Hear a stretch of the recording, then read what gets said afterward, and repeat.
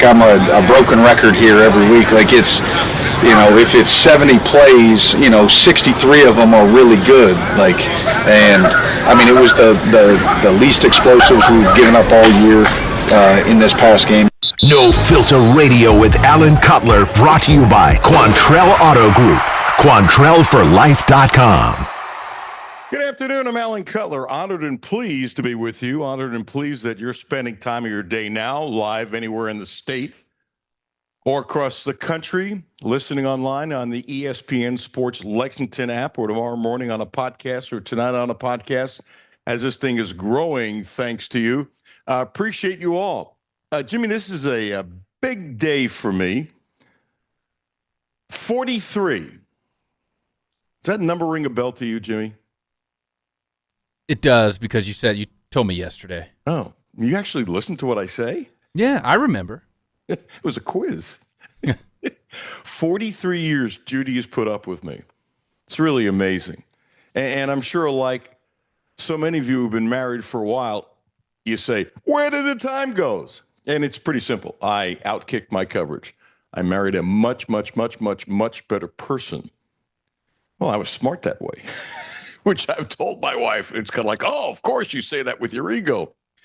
So last night, part of a group of guys that I'm so fond of, it's crazy. I call them knuckleheads, teasing the show. Ryan Lemon, Greg Punk Gorham, Keith Farmer. Greg is the guru video guy running the department at UK. Keith, main anchor, sports director at LAX 18, and Ryan, who does the KSR show. And we all got together. We don't do that very often. And this won't surprise you. Almost all the good stories I couldn't tell on radio. and I think most people get it.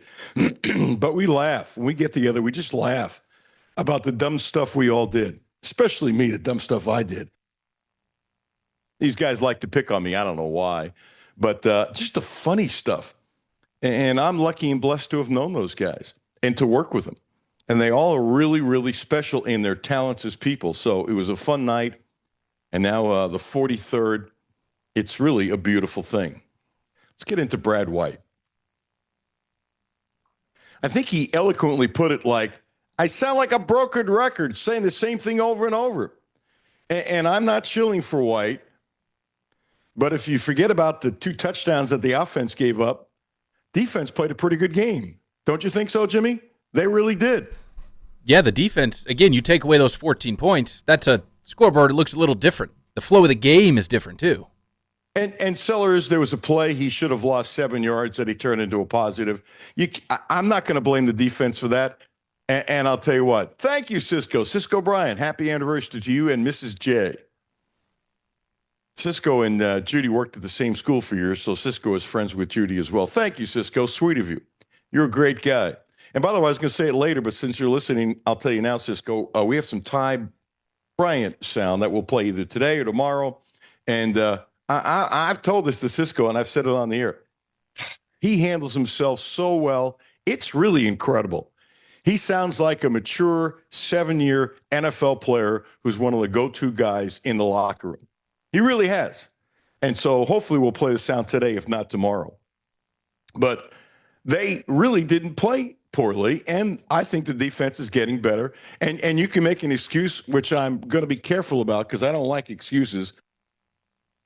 But it's a double-edged sword. DJ Waller would change the defense, not a little but a lot. He would. And he's been upgraded, but who knows if he's going to play against Georgia. So I like Brad White. And I think he could have left. I know he could have left. Could have left for more money. I know that well. And he's hung around and hung around and hung around. And I think Kentucky's lucky to have him. And I know now there's some people online who say, Brad White's no good either because the team's no good. That's fine. You're entitled to your opinion. I'm entitled to mine. I think he's a hell of a coach. That's me. That's how I look at it. I want to get into the game last night, the Reds game. And the game was over early again, or early enough. And the Reds had their chances early enough. And we're going to play sound from Ellie and I'm being cautious and talking slowly, I'm not blaming this loss on Ellie. That would be stupid. But he had a chance to come through in the clutch, and I'm watching the game, and I'm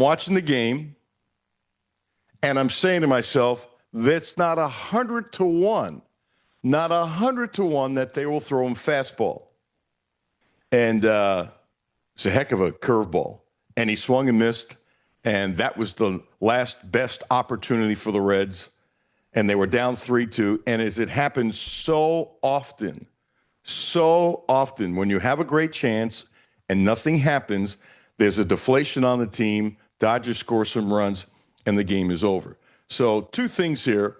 We're going to play the pitch that I thought was the most pivotal pitch of the game. That's me. Again, I'm not ripping Ellie. Everybody, stinks in the clutch. My hero, Mickey Mantle, struck out a gazillion times. He set the record for most strikeouts. And his thing was, I'm hitting home runs. That was his, I'm going to swing hard, and I'm hitting home runs. So he struck out a ton. So here is the key pitch that I think in the game last night. And then Ellie's comment about the season, which I think is powerful. And plus, Jimmy, I know you're like me. I applaud him. I mean, there's a lot of guys who have been in America for as little time as Ellie has that won't talk to the media in English. He's worked on it hard. He does a really good job, and I applaud him for his English being so gosh darn good. He wants to be good at it. He is very good at it when you consider, because I got to tell you, you send me to Mexico to be a broadcaster, because obviously I have no talent as an athlete, and my gosh, well, at my age, it'd be difficult to learn any new language. I have enough trouble with English anyway. But, I mean, think about it. You move to Mexico, and you're 22 years old, right? And you don't know any Spanish at all. It's not easy, and I applaud these guys. So I think his English is wonderful. Here's the pitch, and here's his comment. Swing and a miss. He struck him out. Yoshinobu Yamamoto escapes a bases-loaded, no-out jam. Ellie, what was going through your mind walking off the field for the final time tonight? It was fun. It was fun. First time in the postseason, it was fun. I would say we gotta work hard next year, and there's a lot of stuff we gotta get better and come back strong next year. As you look around this room, what did this group mean to you this year, Ellie? It means a lot. Means the world to me, because we stayed together till the final time, and they play hard, and I appreciate every guy in this clubhouse. What do you hope people who watch this team who wear your jersey took away from this season in this group? I just hope that they stay with us for next year. We're gonna get better, and we're gonna do something special. Good stuff from Ellie. So that bases-loaded strikeout was just huge. And Jimmy and I both saw this stat. Blake Snell and Yamamoto, they both got 20-plus outs. They both allowed fewer than 5 hits. They both struck out 9-plus batters. They both earned the win. And never in MLB postseason history had a team's starters done that in back-to-back games. That's really impressive. There was a powerful quote from Jeff Brantley. And Jeff is on the inside. And Jeff is one of those guys, there's a lot of broadcasters like that they know a lot more than they can say. He's a team guy. And I've always assumed and heard that he's trusted by management. And he should. The guy was a hell of a pitcher, and he's got friends, and he will often be told stuff that you just can't put on the broadcast. It's just normal stuff. And he said this on 700 WOW. I think there are going to be some changes, some very surprising changes. That's a quote. Continuing the quote, 83 wins in a normal season is not going to get you here, meaning the playoffs, end the quote. He's right. And I look forward to the changes. And I'm so curious, like many, to see if they will finally move Ellie to the outfield. I think they have to do it. I think they can't be uptight about it. I think they can't be scared of his powerful agent. Seriously. The second Ellie's a free agent, you know this. Everybody knows this. He's not going to be in Cincinnati. The Reds are never going to pay him. I get that. You get that. So what is best for the Reds? And I think they've been too patient, And I think it's stupid how patient they've been, or they're just trying to kiss the you-know-what of their best player who wasn't the best player. And here's the other message I have for the Reds. And I'm going to ask Hal McCoy to come back next week, my dear friend in the Hall of Fame who comes back all the time. There's a soundbite from Steer we'll probably play tomorrow. Jimmy, I'll send it to you tomorrow. And one of the things he wants to do is get healthy in the offseason because he battled with a bad shoulder. And I have thought this forever. There's a fine line between being tough and there's a fine line with stupidity. And sometimes the team has to protect the player. In this case, I don't think the Reds did. Ellie, was it a groin problem I think he had or a hammy problem? One or the other. Jimmy, maybe you remember. It's one or the other, and it's nice to know, but it's not the point. And he fought through it. And I have to believe, and I've talked to trainers, and I've done this for a long time, being macho can be dumb. And so Ellie, for months, was terrible based upon how he had been earlier. So if they sat him down for 15 days, okay, and he comes back, hopefully 100%, this is during the season, and he's a better ball player. His stats, his numbers, his performance would be so much better if he came back 100%, or at least close enough to it, unless it was one of those injuries that you have to wait for the offseason to heal. And so sitting 15 games is not that big of a deal when you're getting a player who's a shadow of his former self. And the same thing is true of Steer, and I've talked about Steer before. His shoulder was so bad they couldn't even play in the outfield because he couldn't throw. He's not a first baseman, takes over first base, and becomes one of the better defensive first basemen in the major leagues. It's remarkable. And one of the things that Steer said is he wants to use the offseason to finally get healthy. And he's a worker. I think he's a hell of a player. And his numbers are down this year.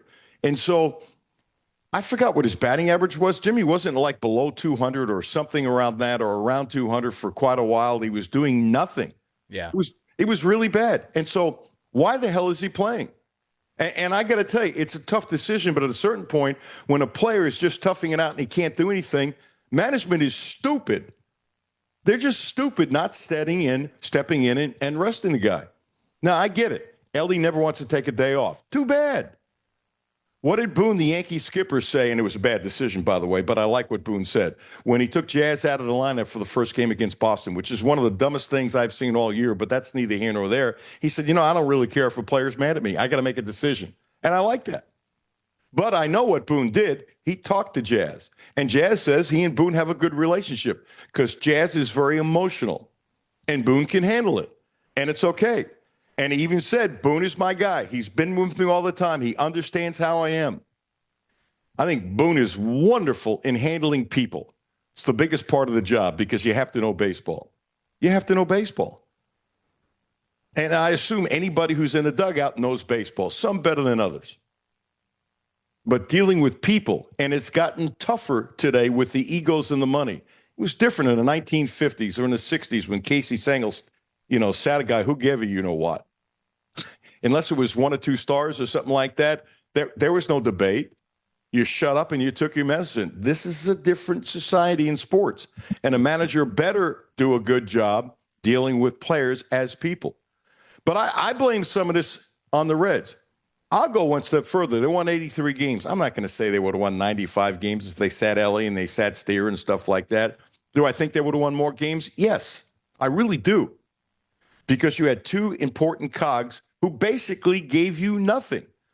Look at Ellie's numbers for a long stretch, and then what happens, and I've seen this many times, and I've heard players talk about it.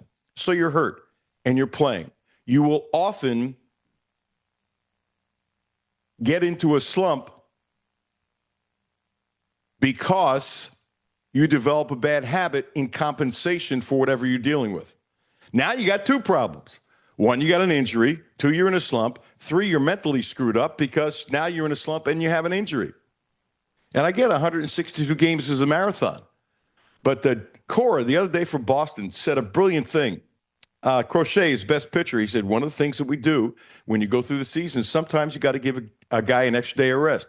Sometimes you got to do what? Have him skip a start and explain why you're skipping starts because you want him to be able to pitch into October. It is smart. The body can only do so much. This is not the good old days in the 40s when, guys pitched 9 innings all the time. I find it amazing that with the training that goes on, these guys can't throw as many pitches. They throw too hard and they burn their arms out.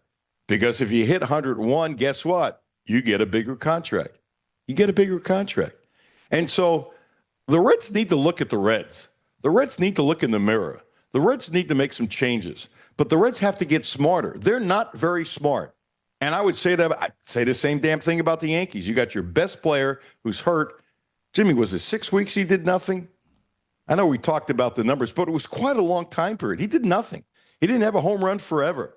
Didn't drive in anybody forever. And then Tito kept him high up in the order for way too long. And one of the good things about Tito can be a bad thing about Tito. He's loyal to a fault. And sometimes you got to talk to a guy and say, look, I know you're slumping. I know you're hurting, that kind of thing. I know you want to go lower in the line, but we got to do it. And he commands enough respect. He should do it. He absolutely should do it. Here's the other thing. Buster Olney. Give me a thumbs up when you have it. This is powerful. And this makes Johnson, the pitching coach, who's the pitching coach not just for the team, but for the whole organization, this makes him look really bad. I mean, really, really, really, really, really bad. You get my point? Here's Buster Olney. Now, remember, Green had a bad day. But listen to what he said, and this soundbite is after Green got lit up by Shohei, gave up way too many home runs.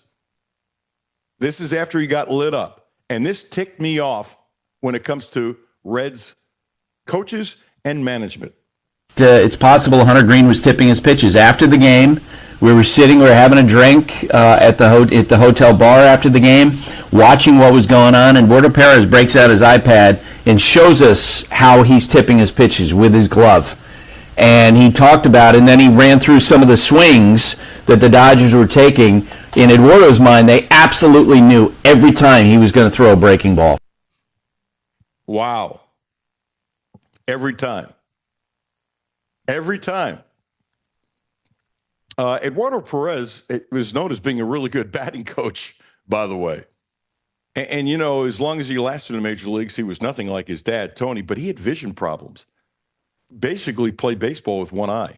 How do you bat with basically one eye? I don't know how you do that. It's tough enough with two. And I'm not saying he would have been good as his dad, Tony, but for a guy who loves the game, will be around the game till his last breath or they kick him out, he's a wonderful ambassador for baseball. But for him to pick that out, right, instantly, and they're in a bar, and he and Buster not only do the games together, but they're really good friends. And what I also like is Buster did what? Buster gave the credit to Perez. That's what you're supposed to do. I love it. There's an honesty there that's ridiculous. But, Jimmy, when I see that Perez pulled up video and quickly showed Buster Olney, who's one of the top baseball writers ever, that Green was tipping pitches off, can I ask a simple question? Why the hell didn't the Reds pitching staff, or how about another pitcher? You know this, Jimmy. Pitchers often coach each other. Pitchers will often show somebody else a new pitch. It's not just the pitching coach, and it shouldn't just be the pitching coach. Remember in the old days, really? You have to get from another player? What's wrong with the pitching coach? It's a dumb comment. You can learn from a lot of people. You get a guy in a trade. He throws a split finger better than anybody in the team. Okay, if I'm a pitcher and this guy throws a better split finger, I'm going right to him, and what guy won't help a teammate out? And so that's part of it. But the real part of it is if he's tipping his pitchers and the pitching coach who looks at film all the time hasn't figured it out, that's awful. And I like Johnson. I'm not saying I'd fire him, but not to recognize something that big, Jimmy, are you with me that that's really disgusting? Yeah, and something else that I just thought about it. Remember Chase Burns' second start against the Red Sox? What came out the day after that? He was tipping his pitches. They could tell when a breaking ball was coming. So that's right. They're two different pitchers, but like you said, going back to the staff, and for someone to pick up on it, if everyone else is picking up on it, maybe someone within the Reds should. Yeah, or find somebody who can pick it off. And I'll go one step further. guys who pitch on the team should have figured it out too, but I'm not going to blame them for that. I'm going to blame management because I think look, if somebody who's a pitcher can help out another pitcher and eliminate something, that's great, but they're not getting paid to be the pitching coach. That's disgusting. Can you imagine Chase Burns throws 101? Well, sometimes Green throws 101 too. And Jimmy, you're standing at the plate and a curveball's coming. So one, you relax because there's no fastball that could be coming on your wrist. I mean, the advantage of knowing, and there are some batters that never want to know. And I get that, whatever your comfort zone is. But that's disgusting. It's not bad. It's absolutely disgusting. And I got to tell you, you can say, well, the Reds will be better next year. Maybe. They have a chance to be much better. But they also have a chance to what? They also have a chance to be worse. Easily. If they don't fix some things. They really do. Give a hat tip to Ben Roberts. It's his story. They do preseason interviews. And he got Owe. It's in the Lexington Herald Leader. Owe was walking without a limp, and he wore slides, so there was nothing on his injured foot. Now, to me, Jimmy, that's not little news. I think that's big news. I really is. And Ben is saying that Owe expects to be doing about everything on the court next week. I mean, that's huge. That's not little. It's huge. And he expects to be back doing everything, including 5-on-5 by next week. Again, that is huge because now there's enough time to ramp up. There really is. NCAA, did you see where they're now probably going to 76 teams? Is it going to be this year? Good question. Because I thought from what I was seeing, it wouldn't happen this year if or when they went to it. I'm going to guess no. Okay, 26-27. You are correct. Rarely does something like that. It's like putting the shot clock in high school. It takes a little while. Most of these things take a little while. I'm not in love with it. I don't like their logic. You know what? I'm really curious. Negotiations that go on behind the scenes. One of the things that apparently the networks had said, and they let it leak out on purpose. This was not an accident. Yeah, we're paying enough money. We don't want to pay any more money. Because, this stuff is worth billions with all these contracts. I wonder if the TV people gave in. I have no idea. So basically, after Selection Sunday, there'll be some teams playing right away. So Selection Sunday, and guess what? Get on the plane. Can you imagine the pressure in the offices of the people who get in last and they don't know if they're getting in or not, right? And you find out at 7 o'clock and you can't fly out that night, but somehow you got to be on the plane the next day for Dayton,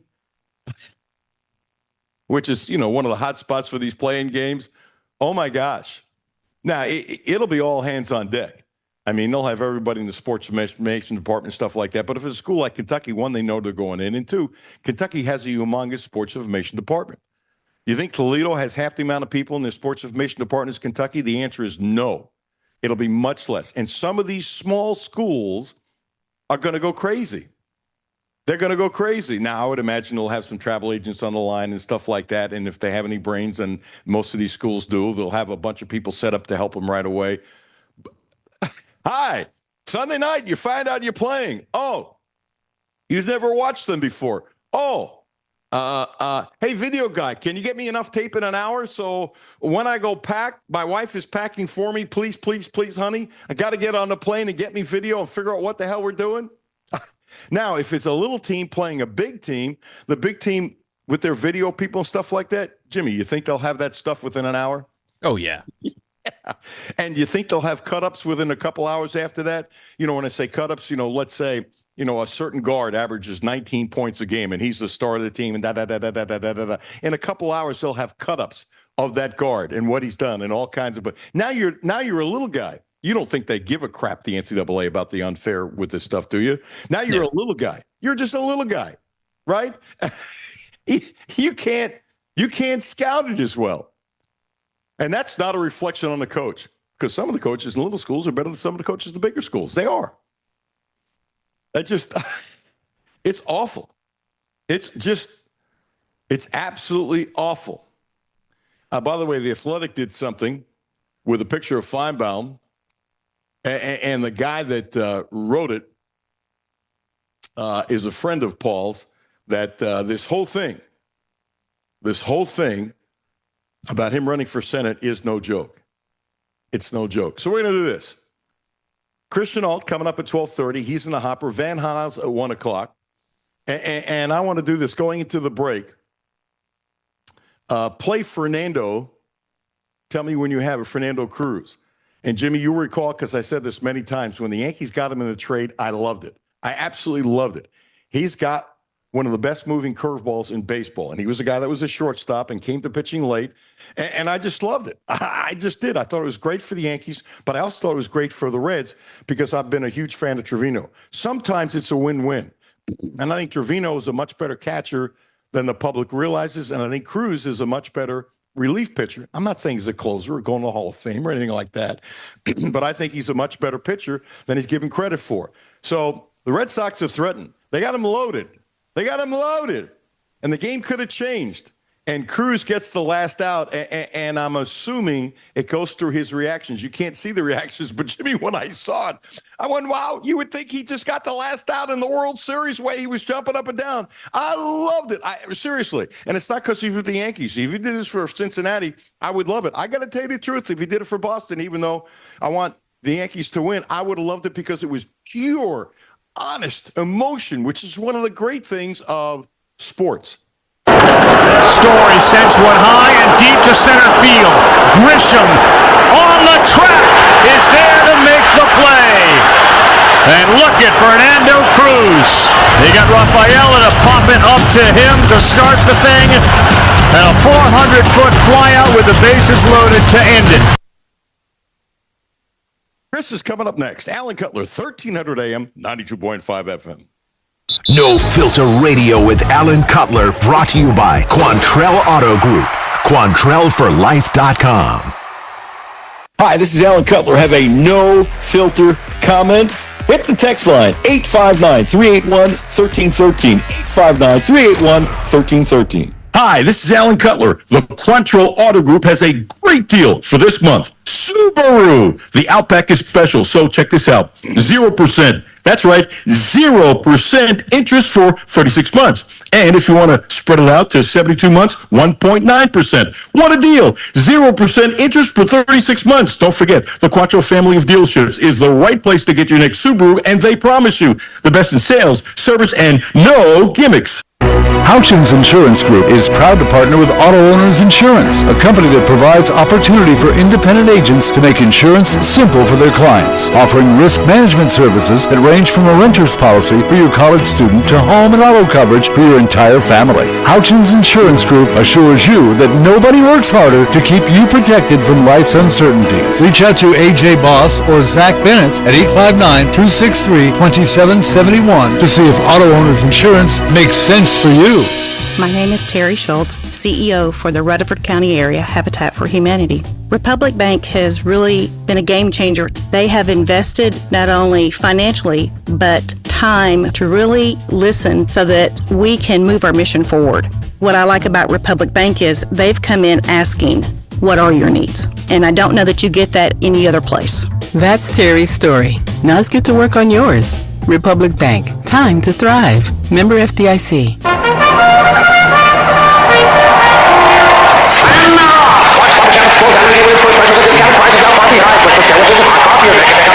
Great selection of snacks is holding steady while the drive-thru service is rounding out the pack. They're rounding the turn, and it's Clark's Pump and Shop for the win!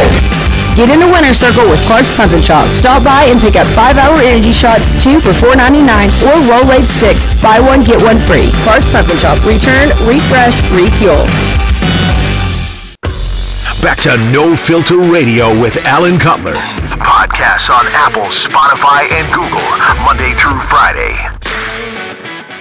Welcome back. Alan Cutler, 1300 AM, 92.5 FM. Don't forget about my friends at the Quantrell Auto Group. And we just got our third vehicle from Quantrell. And my wife is in love with her Volvo. I'm serious. She's in love. Jimmy, with my anniversary today and Judy getting a car a couple days ago, I'm having a pretty good week. I'm not on the couch this week. She loves a Volvo. Loves it. The XC60 is it's so beautiful. It's crazy. We got the hybrid. And the folks there, it's interesting. It ends up being a number of people that help you out.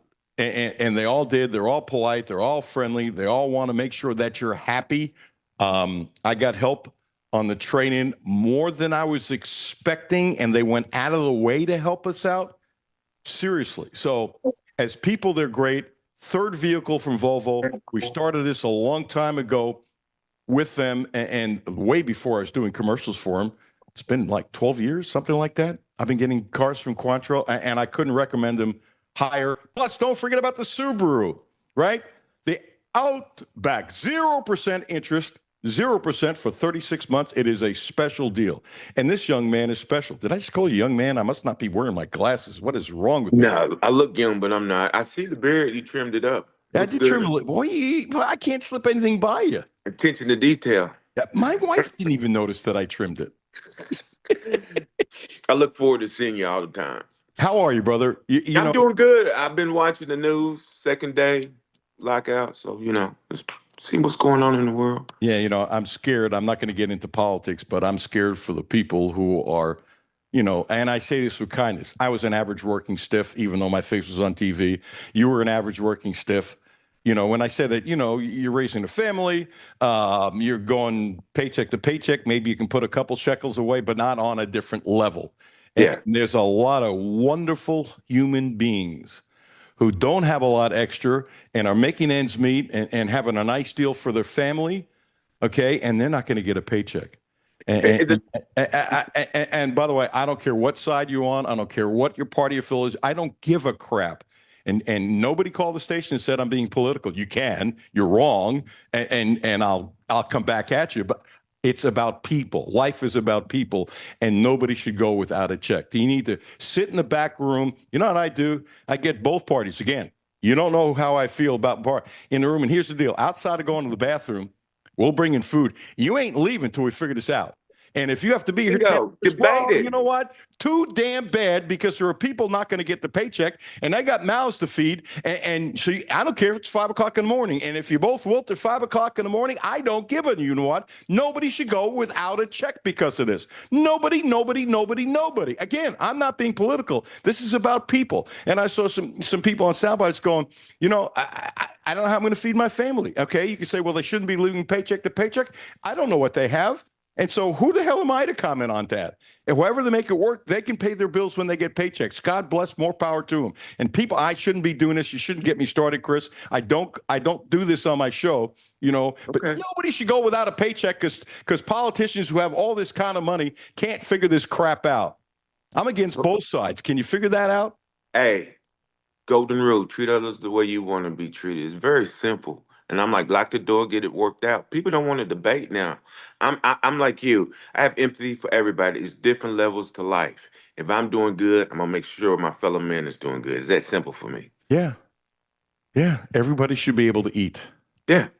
This is terrible. I heard one commentator today, I shouldn't be doing this, said, well, maybe this will probably break 2 weeks from now when people will start missing checks. Really? I hope it don't last that long, and it shouldn't. I mean, they can get it together. I think they will. If it goes past this weekend, we're in trouble. I agree. People. It's about people. It's not about politics. It's not about, oh, I'm right and you're wrong. And you're wrong. Exactly. Right. But the main thing is people don't want to talk about it. They don't want to discuss it. Agree to disagree, but keep going. It's one goal at the end, to live a good life. And if you're going to agree, I'm not going to agree with you. You're not going to agree with me. But I tell you what, if everybody had the same thoughts and looked the same, it'd be a boring place to live, wouldn't it? The diversity is what makes you get up in the morning. What's this taste like? What that Chinese food tastes like? What's this? The different cultures, the different perspectives on life, what their past history is, what the future holds for them. To me, that is what I'm here to learn about. Now, I'm going to do one more. I shouldn't do this. And I don't remember who was Democrat or Republican. If I did remember, I wouldn't say anyway.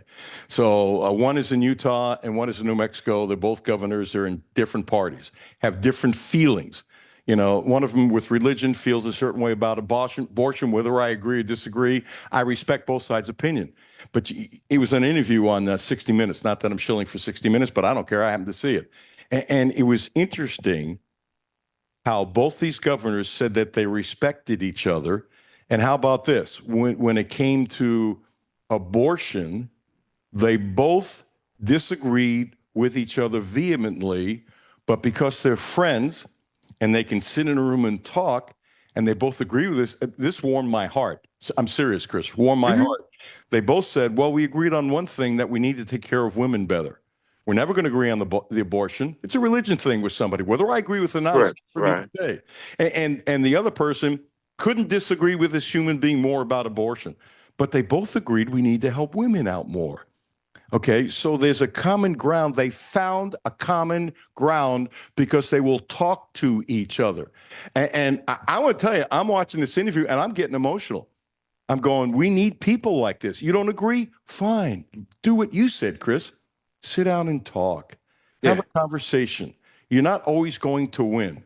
That's why Henry Clay was called the great compromiser, because he got people, you know, people think, well, back in 1776, everybody got along. No, they didn't. Hell no.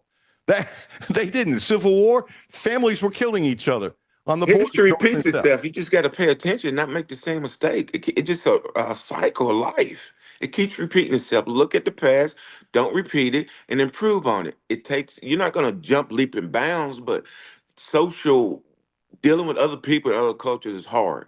I'm in a multicultural workplace and I see it all the time. But I look back and I try to understand, and then I look at their perspective. But my thing is, we have to have one universal code. Like I'm a geek, Star Trek. You gotta have a universal translator. At least everybody's speaking the same language so we can communicate. That's my only pet peeve. I want everybody on the same level, and that would be one of my requirements. Speak the same level, have your different cultures, and to me, that's a blessing. Why did you run for office? And No, can't do it. And by the I way, see what they do to them. They tear them apart, and that's yes, my view. Yeah. And Chris, I wouldn't care if you're a Democrat or Republican. I would help you. By the way, you know me well enough. I told it to Derek Ramsey. I wanted him to run for governor, and this is the reason why he's not neither here nor there. Derek would have been a great governor. He's smart, has common sense, strong, and can talk to people. Gee, what a lovely quality. And I told Ram, it's the first person I ever said I would help if you ran. And he told me why he's not running. It's neither here nor there. I think he's told us on the air. It's not the point. I don't want to go on that tangent. But, you just said I have 3 favorite quotes that are in my book. And you just said my favorite quote. And I'm going to bet a soda. I don't drink soda. I'll bet you a cup of coffee you don't know who said it. I said it. Okay. The quote is, history doesn't repeat itself, but men make the same mistakes. I don't know who said that, but I've heard it in a different and I'll tell you, and you'll never forget it. Bernard Baruch, who was advisor to presidents from Woodrow Wilson to JFK, and was a very wealthy man. And actually, there's a school called Baruch College that he started and that kind of stuff, and couldn't become president because he was Jewish. Yeah. So in my book, I have 3 of my favorite quotes in the world. One of them is by me, by the way, but that's neither here nor there. Okay. But that's number 1. That's my number 1 quote. Well, my thing is, I'm a history buff, I'm sorry. Look at the Roman Empire, how they kept everybody together, even though they went through the slave and all that. But once you got your freedom, you consider citizens where everybody had the same right, no matter what your background was. And it didn't last long because people, jealousy kills all things and stuff like that. But their premises, they had the Coliseum to distract people. What's going on? Our football. It's the same setup. It works, but you have to look at it. When you get progress in different things coming in play, and then different religions, people being on a too far right, too far left, it becomes a hassle. And the people who are common, who knows right from wrong and listen to both sides, don't speak up enough. People don't know what I am because I can listen to both sides and speak on both sides. I see both sides. I consider myself independent. I'm gonna vote for what's best for my community and my nation. And the thing about this, I respect all people, but I want my values to remain the same that I grew up with. Is that too much to ask? No, you should run for city council. I'm going to talk you into it. No, you're not. Well, first of all, I don't think I can talk you into anything. You're too strong independently. How about this? We'll have over a soft drink a conversation. Okay. Yeah, because we'll enjoy the conversation, and I'll bet I don't win, but I want to try. Is that fair? I love a good debate. Okay, because at last one, Chris, as an officer, you've been serving people for over 20 years of your life. It's another form of serving. Just think before you tell me, no, let's not do more. I got you thinking. I just want to plant a seed. Dude, you're too valuable and too smart with too much common sense, with too much strength not to help people. You're too smart. You're too smart with your open-mindedness not to help people. See, but the main thing of that is most people think I'm a good person. I'm not a good person. I just do good deeds. I know what it takes to survive in this life, in this world, and I do good deeds. But to survive in this, too many skeletons in the closet and too many enemies. I've seen it happen to good people. I mean, we'll talk off the air. You can't live as long as you have and not have a couple enemies here and there. Oh, yeah, I know. And the thing about it is, why? Who wouldn't like? But I tell you what, if I wasn't me, I probably wouldn't be my friend. I'm thinking, no, I wouldn't. All right. Let's change the topic. I don't want to go too deep down it. Hopefully the audience will think that's interesting. Hey, Jimmy, do me a favor. Pull up clip 3 from Ty from the interviews and give me a thumbs up when you have it. And then also cue up Chip Rupp from the other day because I want Chip. I want you to comment on both. I can't see, for some reason, I can't see. I don't know why. Jimmy, you got it? Which one you have? Both of them. You got both. Okay. Let's do it in this order because there's a sequentialness. Chris, trust me on this. Christian All, former Studley linebacker, number 2 in the history of Kentucky in tackles. It'll always be that way because ain't nobody who's as good as him is going to stay 4 years. It's a pretty simple deal. In UK Athletics Hall of Fame, finally put in a few years ago. Okay. I shouldn't have to say this, but I will. And you know this already. Chip Rupp loves Kentucky. And it's not just because his grandfather, his name is on the little arena downtown. He loves Kentucky. Loves Kentucky. But I think he's like most people. I don't have any survey to back it up. He's frustrated with UK football. He's very frustrated with UK football. And the other day he said this, Chris, I want you to listen. And then this is pretty strong. And I wonder what you think of it. Here was Adolph Rupp III earlier this week. If we go down there and have another uninspiring performance, I think you're almost in a position where you have to make a tough decision like we've seen happen at UCLA, Oklahoma State, Arkansas. I mean, who would have thought that Hunter Yurachek would have done away with Sam Pittman in the middle of the year and put Bobby Petrino in as the head coach after, his transgressions? So anything can happen. But what I would do is I would probably make the tough decision to cut ties. I'd put Brad White in as the interim head coach to see if he has what it takes, and maybe he would unleash a Bush where we'd see the best version of Bush. I'm still not convinced that Bush, although I hear he's a great guy, I don't know if he's a genius signal caller or not, but I would like to see the best version of him that's unfiltered by Mark. Christian Alt, I got to tell you, and I said this the other day, Chip doesn't usually surprise me. You don't usually surprise me because I know where your head's at. I think I really do, with respect. And I think I know where Chip's head is at, with respect. We've had too many conversations. This one just absolutely blew me away. What do you think about what he said? Agree, disagree? Christian, what are your thoughts that if they go down to Georgia with an uninspiring thing, it's time to cut blank, blank, blank? What do you think? I think this game will tell if he has control of the team and if the team are following his leadership. I'm like this. After this game, if it's uninspired and it's a blowout, please don't be a blowout. He's got to make some decision. Take a reduced settlement buyout or tell him next year will be his last year. Give the UK fans a hope.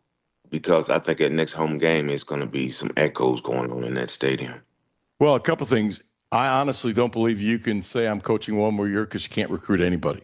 Then next year they won't win a game. I mean, seriously, and people will leave with NIL. I understand what you're saying. And you know what? If you say it privately, is it possible it could be kept secret? Yeah. Joe B. Hall kept it secret. Okay. But more often than not, and it's much tougher to do today. I wouldn't go for that because I think it would leak out. And then if you had 12 guys committed, unless you're a Kentucky boy, they're all going. Yeah. So I don't think that works. And let me throw one more thing at you. Why would you take a reduced buyout? Pride. I mean, I did a shitty job. I mean, is anybody left like that in America or the world? I mean, you paying $9 million with the top of the everybody. Did Nick Saban make that much? He made more. By about 2 or 3 million? Not by a lot. Yeah, but from the record, I mean, he brought us back. But I think, like I said, I go back to that midnight thing where he tried to leave to go to Texas Aggies. I think that was a knife stuck in everybody's heart, and it's still bleeding. By the way, Chip agrees with you on that. Yeah, it way it going it now, and I watch him on the sideline, his antics. It's not the same person I saw when he first got here. I don't know if he's got content. Most people do, and it lit up. But Chris, I think it's actually partly something else, and I think you might be right with your points. Okay, right. I'm going to throw in something additional, and I think when you've been a head coach in the SEC for this many years, I think it wears on you. You know what? I think it wears you down. It's a 24/7 job. Okay, True. and you can say, okay, you're making a lot of money. Too bad. I get it. But if you're worn down, let's put it this way. I've never said this to Chip, and I should. And if I think of it, I'll say it. You know, his grandfather lasted 42 years. If his grandfather started 10 years ago, he couldn't last 42 years with the media and the money and the pressure and social media. And by the way, that's not a reflection on Adolph Rupp, by the way. It's not. Right. It's just the way the world and society is. There was something to what Cal said. He should have listened to himself. At 10 years in a place like this, it's really tough. Yeah. And especially when you can make that much money that you don't ever, unless you're an idiot with money or the person handling is an idiot, there has to be a little softness because you're not worried about your next meal unless you're one of the rare people that has a fire in their belly. One of the reasons why I do this, for example, I love it and I got a fire in my belly. But if I have a fire in my belly, I couldn't do this. And not everybody my age has a fire in the belly. That doesn't make me better than anybody. I'm not suggesting that, but I'm suggesting I feel lucky I have a fire in my belly. You see where I'm coming from? Before every football season, first game, I can't sleep until about the third game because I don't even play football no more. But when you kids ready to play, I can't sleep the night before. I get nervous. And as far as football, it's like second nature. I sleep football. I think football. I eat football.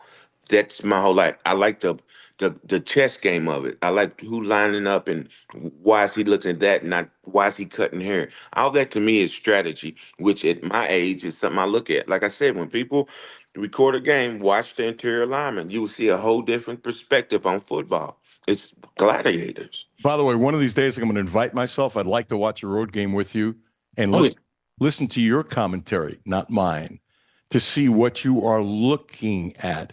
It would be like one of the things that helped me learning horse racing, because when I got here in the early 80s, I didn't know horse racing. So I'd go out to the track early at Keeneland, and guys like Woody Stevens, there were some other guys, even though there were times I'm anchoring, I at times would go out and be there 7 o'clock in the morning because I had to learn. I had a thirst for learning. And if you stand with somebody like Woody Stevens, he'd go, "You see that?" And I'm going, "See what? I have no idea what you're talking about."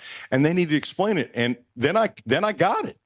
But if he didn't explain that, I could have looked at a horse go around 100 times and I wouldn't be able to see it. Does that make sense? And it makes perfect sense. I think sitting with you would point out some things that would help me down the road doing what I do. Besides, and the thing about this, if people would just do I could get into the coaching aspect of which I love. That's why I can't do fantasy football no more because my wife said I'm too evil. Either blow me out or if it's my mistake being a general manager by not putting the right player in there, I can't live with it. I'm that type of person. I got to have attention to detail and everything be right.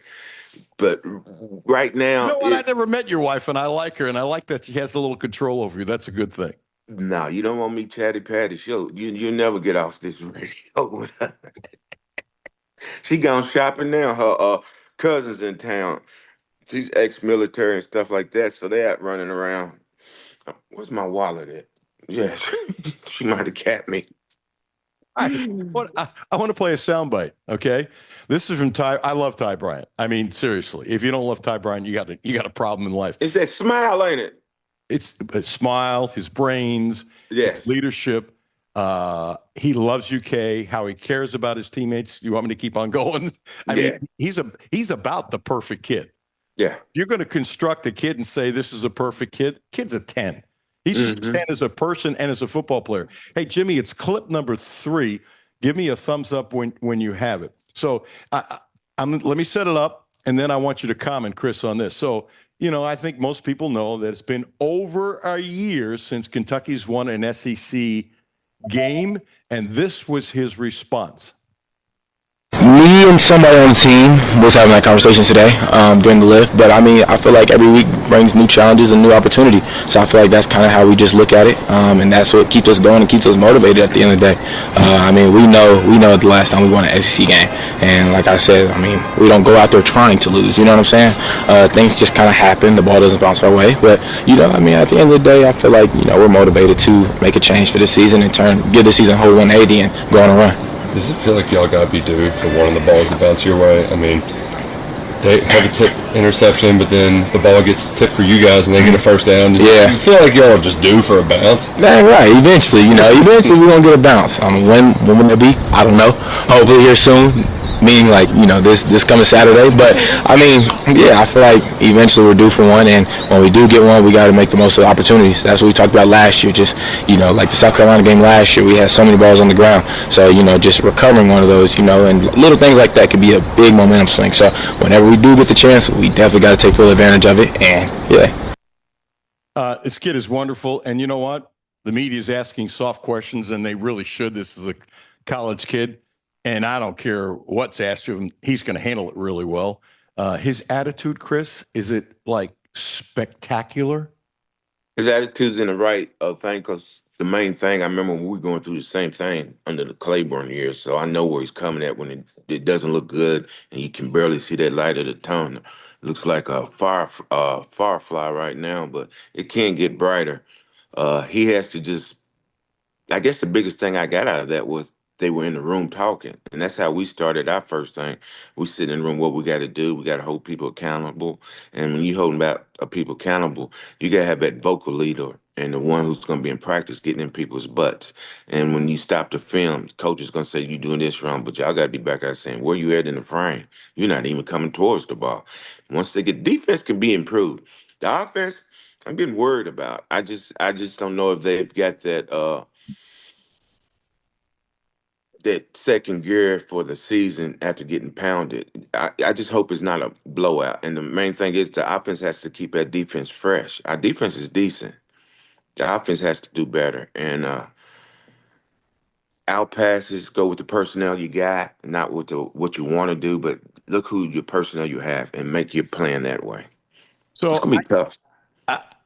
I think I said this to you. If I did, I'm going to repeat it, and I want your opinion either way. Look, if I'm smarter than any coach, that coach is in trouble. Would you agree with that? Oh, definitely. Thank you very much. I appreciate your support. But when you watch football since the late 1950s, you might pick up one or two things, even though you could explain things to me, little intricacies. So he's leaning this way, he's doing that, his eyes are in the wrong place. Little things you could explain to me that I would learn from. But I got the concept down.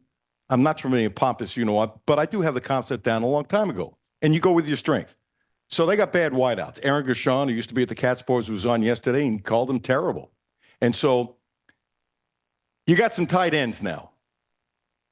Why the hell don't you play 2 tight ends all the time, have a third tight end as a blocking fullback, because that's the strength of this team, right?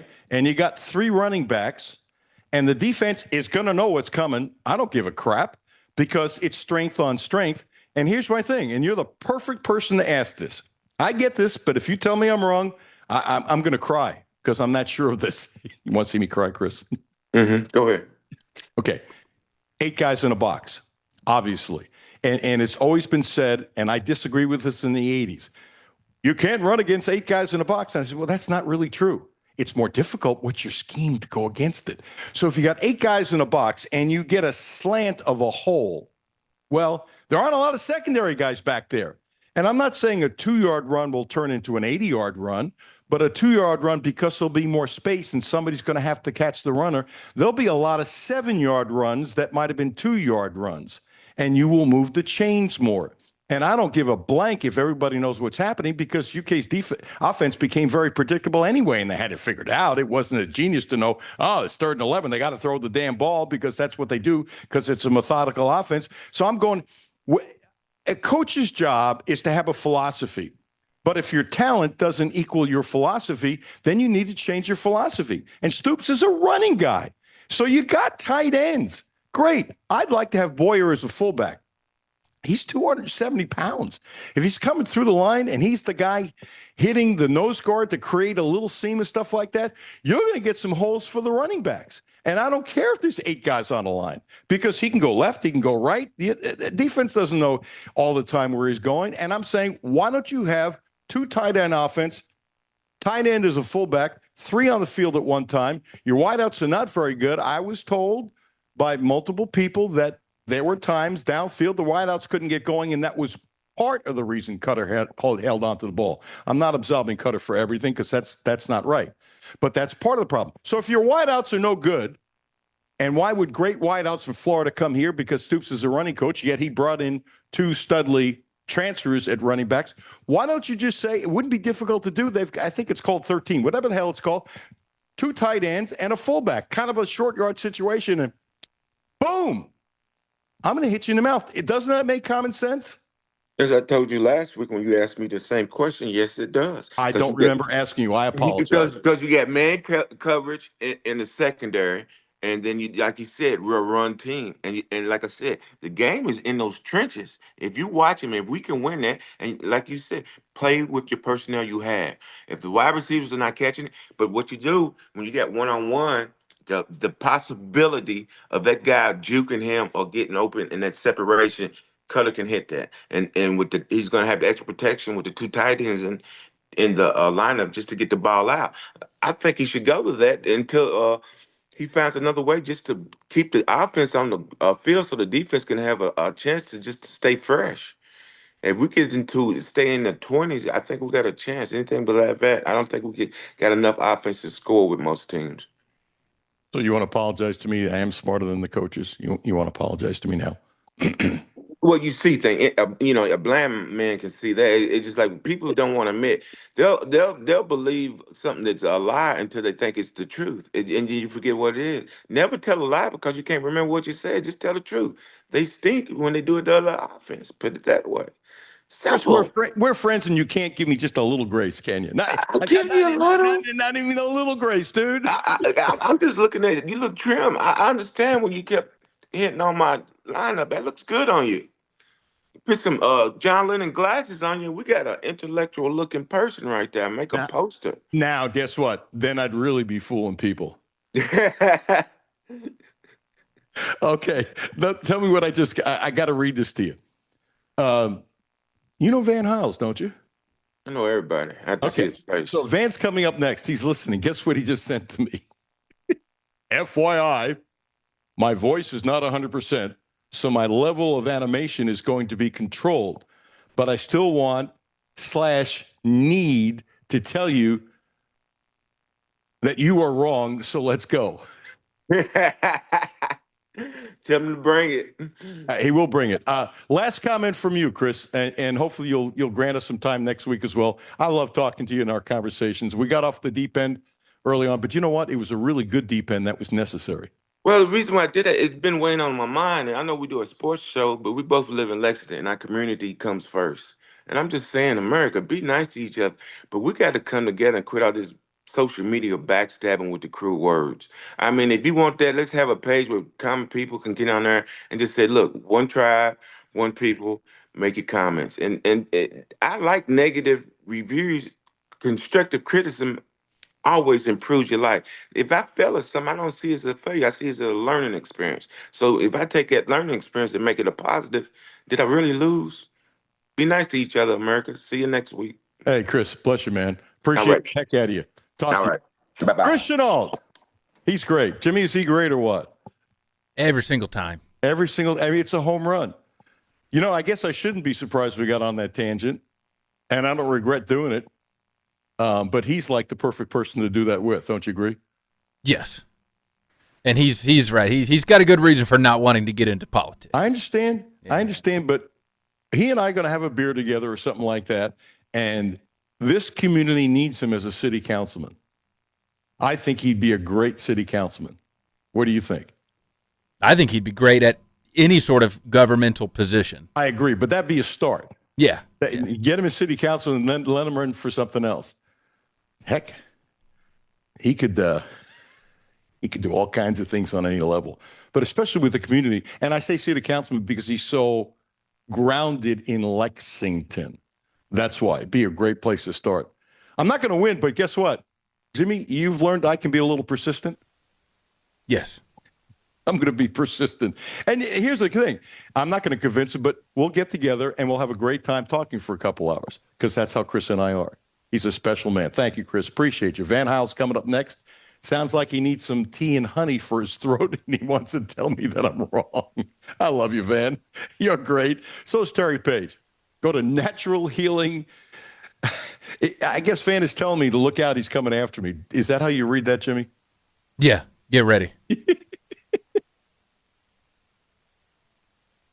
Oh, Van, you're great too. Natural Healing and PainRelief.com. That's Terry Page's site. Go there, sign up for a free phone call. Tell her what your issues are. She'll tell you how she can help you. She's a healer. She's just been spectacular for me. Spectacular. 859-373-0578. 859-373-0578. Many of you have gone to see her because I talk about her. And I will not talk about a product or a company if I don't believe in it. Won't do it. And I'm just not going to do it. It's a pretty simple deal. So please check her out. Use my name. She's in Butler, Kentucky, first couple days a week, rest of the week here in Lexington. 859-373-0578. Why do I have the feeling, Jimmy, that I'm about to be taken to the woodshed by Van Heils? Maybe you can see the future. It's pretty good, Jimmy. The end of the show, you fast forward from now. Maybe that's exactly what we're going to be hearing. Okay. Alan Cutler, 1300 AM, 92.5 FM. No Filter Radio with Alan Cutler, brought to you by Quantrell Auto Group. QuantrellForLife.com. Hi, this is Alan Cutler. Have a no filter comment?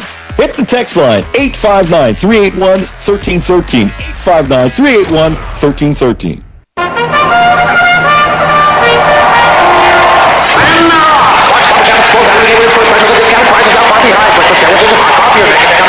Great selection of snacks is holding steady while the drive-thru service is rounding out the pack. They're rounding the turn, and it's Clark's Pump and Shop for the win! Get in the winner's circle with Clark's Pump and Shop. Stop by and pick up Sour Patch or Swedish Fish peg bags, 2 for $6, or Jack Link's Jerky, 3 1/4 ounce bags, 2 for $11. Clark's Pump and Shop. Return, refresh, refuel.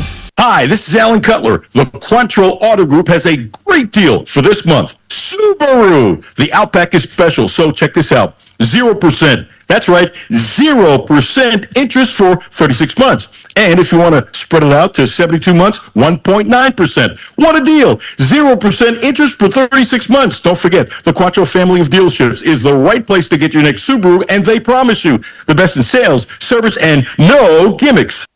Houchins Insurance Group is proud to partner with Auto Owners Insurance, a company that provides opportunity for independent agents to make insurance simple for their clients, offering risk management services that range from a renter's policy for your college student to home and auto coverage for your entire family. Houchins Insurance Group assures you that nobody works harder to keep you protected from life's uncertainties. Reach out to AJ Boss or Zach Bennett at 859-263-2771 to see if Auto Owners Insurance makes sense for you.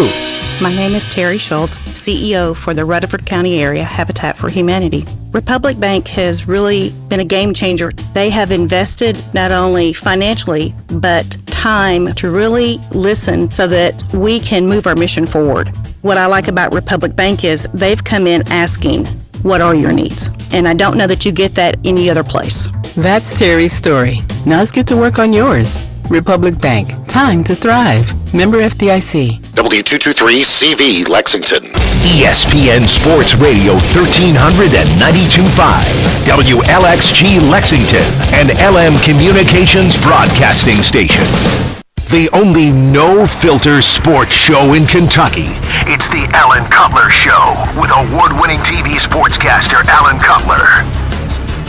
Welcome back. Alan Cutler, 1300 AM, 92.5 FM. Interesting. You talk about messages not going through, Jimmy.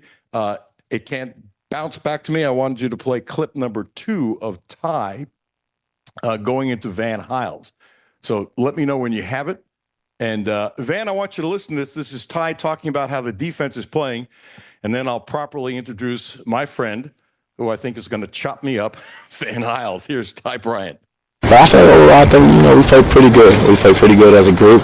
And, I can't wait till we get back to full strength, We're still waiting for, DJ Waller to get 100% healthy before he touches the field again. So I feel like adding him to the mix is going to be great for all of us.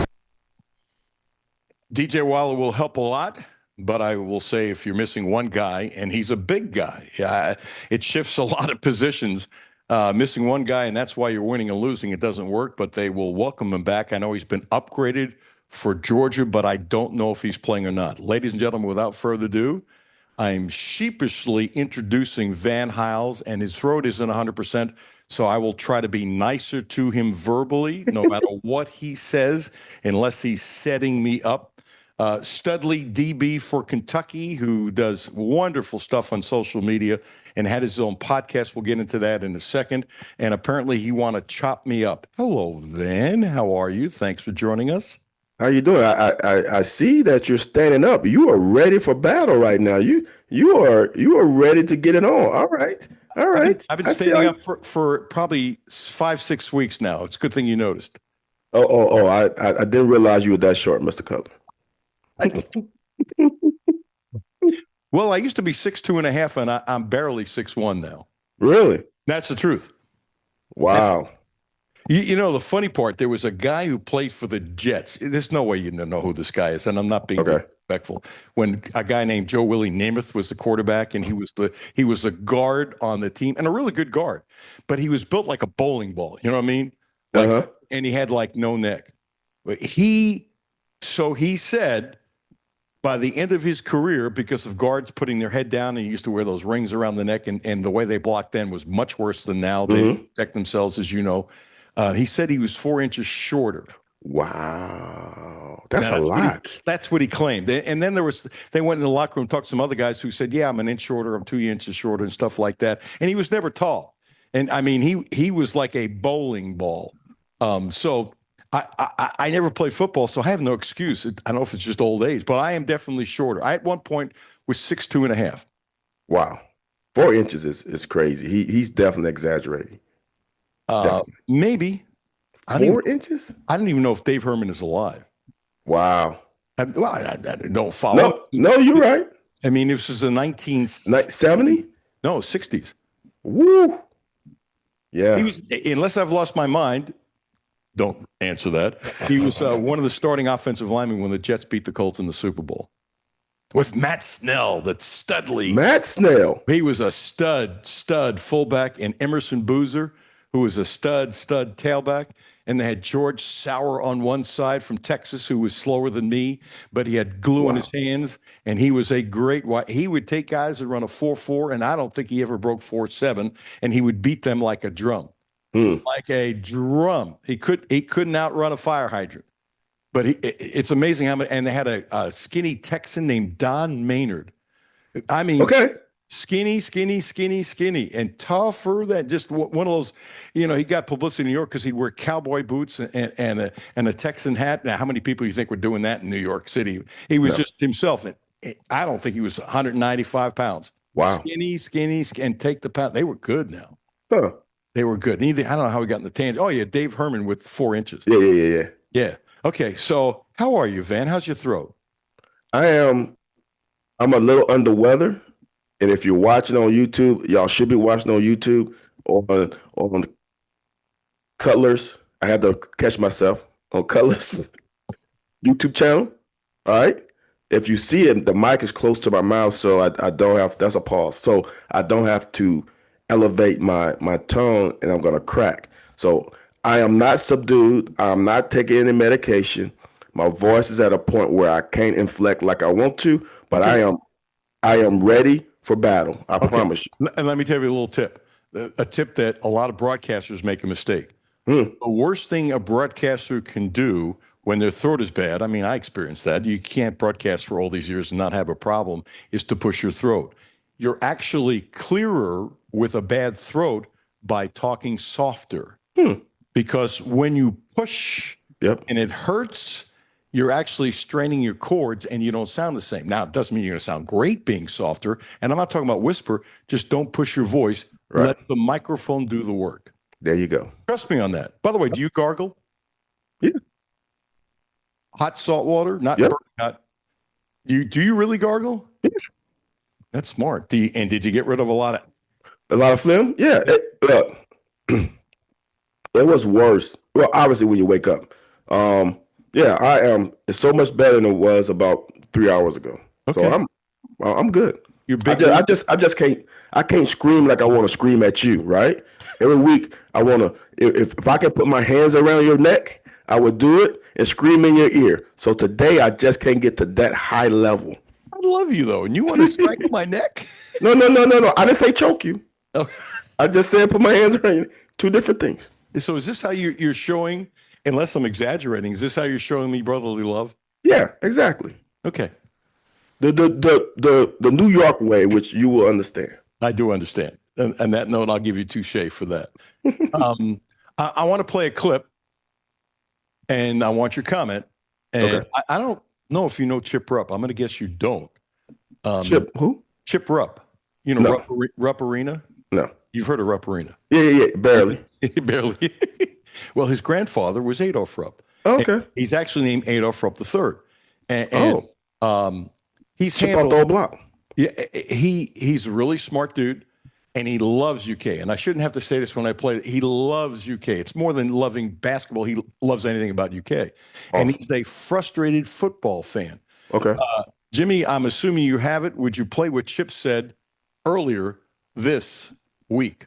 If we go down there and have another uninspiring performance, I think you're almost in a position where you have to make a tough decision like we've seen happen at UCLA, Oklahoma State, Arkansas. I mean, who would have thought that Hunter Yurachek would have done away with Sam Pittman in the middle of the year and put Bobby Petrino in as the head coach after, his transgressions?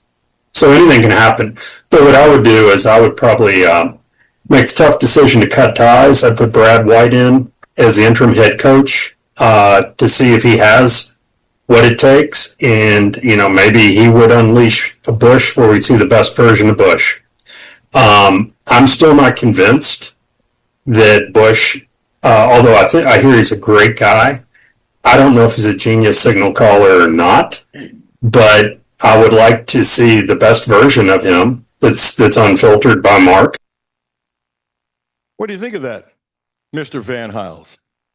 It is a interesting narrative that a lot of people feel like Mark Stoops is making offensive calls. That is the craziest thing that I always hear, is that this guy is making calls for the offense. It's not happening. Listen, when your quarterback fumbles and throws a pick six in back-to-back plays, name me one offense that could combat 5 in a row turnovers. Like, it's not happening. Like that game right there, and this is no knock on anybody, but as Mr. Cutler says, unfiltered. That game was won by the quarterback position. Lenore Sellers gave their team, South Carolina, first downs when we had a chance to get off the field, and our quarterback turned the ball over twice for touchdowns. Another interception led to which it didn't immediately lead to a touchdown, but eventually with field position, it led to a touchdown. Those things you cannot do as an offense. That was a recipe. I created a recipe early in the week about the keys to win the game, and one of them was protecting the ball on the road, and we did a horrible job. The crazy part about it, Mr. Cutler, is we scored on 2 of the rest of the 5 possessions. Think about that. We had 5 more possessions that were not turnovers, and we scored on 3 of them. those first two drives were spectacular. The first two drives of the game were spectacular. We took their will away, and we gave them one big play that gave that team, that defense, confidence, and everything went downhill. So in your humble opinion, and you can't put it this way, if this didn't happen, if there were no turnovers, you think Kentucky would have had a great shot at winning the game? Sure. They would have had a shot to win the game. I mean, if you even played the football math, which I don't like doing, you take away the two touchdowns on defense, it's 21-14 or 21-13, right? So if you take those away, and if you take all the turnovers away, it's 14-13. So this game was a measure of, we got to keep this game close in the fourth quarter and see what we do on the road. And we had a second quarter of death. You want to understand that they only scored 10 points were scored in the second half combined. They scored a touchdown, we scored a field goal. That's it. That was the most boring second half of football I've seen in a long time. That put me to sleep. They had a touchdown and we had 3 points, and that's it. So if you eliminate that second quarter, we was up 10. Mr. Cutler, we was up. We scored 10 points in the first quarter. How many times have we done that? I think Herbert Hoover was president on that side. It seemed like. No, I think Franklin Roosevelt. Roosevelt. Okay, point is well taken. No, seriously, point is well taken. How difficult is it for these kids, week after week after week after week, to get up when they're facing a Georgia and then a Tennessee? And I make no excuses about the schedule. This is what you face. Georgia has a tough schedule too. Tennessee has a tough schedule too. Mississippi. People want to complain. I used to use the word with a B. If people want to complain about the schedule, then get the hell out of the league. Somebody might have it easier. Maybe the easier teams come to you, but there's no easy teams. And I got to tell you, I don't know about you, but I had no idea Mississippi State was that good in comparison to where they were last year. So I guess in a roundabout way, if Mississippi State can improve that much in a year, why can't Kentucky? I was glued to the Mississippi State-Tennessee game because I'm looking at going, what the heck happened in 1 year? Now, let's see if they fall apart, but they were undefeated, and I know, shoulda, coulda, woulda, but they should have beaten Tennessee. They should have beaten Tennessee. Tennessee got lucky, and I got to tell you, Tennessee lost that game, they would have been all over the coach. That could have been bad. Look, I had this comment about us earlier with some people saying, well, Tennessee is doing it, Vandy's doing it. Well, you know what? We did it too. Like, if you saying that, oh, why can't we do it like them? You know what should be saying? I guess Indiana's saying, why can't we do it like Kentucky did in 2018 and 2021? I bet you Vandy's like, why can't we do it like Kentucky did in 2018 and 2021? The thing is, can you sustain it? That's what the great programs are, when you can sustain that level for classes. What is Vandy going to do when Diego finally leaves? Are they going to be still? No. Do you know he's got a lawyer looking into getting another year? Did you see that? There's no way they can give him one more. Wait a second. As ridiculous as it sounds, from what I read, and that doesn't mean it'll be pushed this way, but he got the extra year because of junior college. Didn't he spend like 2 years at junior college? So he's trying. Yes, I think so. Okay. So what I read was, I went, son of a blank, blank, blank. He might get another year because, first of all, he's having the time of his life. And second of all, he's never going to make in pro ball the money he's making at Vandy. Apparently he's making well over $2 million. And I believe it, by the way, from the person that told me. And I actually thought it was cheap. And if he goes back to Vandy and he's loyal to Vandy, because he'll have offers, as you know, would it shock me that a Vandy organization would pay a quarterback $4 million? No, I have met the AD. She is all about football. Here's the thing, since you say that, right? Is Vandy a great team? Do they have studly players anywhere else on that team that you're like, oh my God, I am scared of that running back? You don't even know who the running back is. Oh my God, I'm scared of that wide receiver. You don't know who the wide receiver is. They have a pretty good tight end. Are you scared of that defensive end? Are you scared of that linebackers? No, you know what makes the difference of a team? The quarterback position. I hate to say it, but that position is the most important position on any team. The times that we run is we had a quarterback that was a little bit of a difference maker. Right now, we're dealing with adversity because we have a young guy who have not had a lot of reps. He's got to grow up fast. And this is the thing I don't like about Cutler right now. It's not him. It's the fact of last year's team is putting him in a bind because expectations are high. There are jobs at stake. He has to grow up faster than normal, faster than Andre Wilson had to grow up, faster than any other quarterback Tim Couch had to grow up, because this program is under siege with the disappointments the last couple seasons. So now he's got to find a way to elevate his game quicker than normal because there's a lot riding on this season. If we go 3-9 or 4-8 again, it's a bad time it's worse than my 1-10 season. Let me throw this at you. I've had some people tell me that Kentucky can't afford to spend. Let's forget about Cutler for a second. Let's just deem this as a young kid, which he is. Well, I think he's got a ton of potential, and I do that. But I don't want to get into the debate with you on that. I want to ask you something else. When some people have privately come at me, and maybe one or two had some money, okay, so they have more power than I do, okay, and said Kentucky can't afford to spend $4 million on a quarterback, and this was my response. One, Carson Beck is healthy, so he's doing a hell of a job at Miami. Two, Carson Beck was never coming here because he was going to someplace he could win. But if you could get a Carson Beck, and we're playing fantasy now, okay? I've always believed the quarterback makes a difference. There are people who come at me and say, will Kentucky ever win? I said, yeah, when they get a really special quarterback, they're going to elevate themselves and they're going to win. It's that simple. I mean, Mummy Ball wouldn't have been Mummy without Mummy. I mean, let's put it this way. Tim Couch made Mummy look tons better. It's a pretty simple deal. And I love Mummy Ball, by the way, and I do, but it's not the only way to win. But I do. Point is this. To me, if you make the right choice, because Kentucky got second, third, and fourth tier quarterbacks coming in, they got lucky with Levis. And when you keep on getting a second, third, and fourth choice, somebody's going to work out, right? Somebody's going to work out. But I'm not calling these guys scrap heap, but guys that were backups looking for a chance are second tier, third tier, fourth tier guys. And if you get 5 of them, all 5 ain't going to hit. It's not going to happen unless you better go to Vegas and you better start counting cards really quick because you're going to make a lot of money. My point is this. I'll go this way. Suppose Pavia got another year, okay? And Kentucky could pay him $5 million.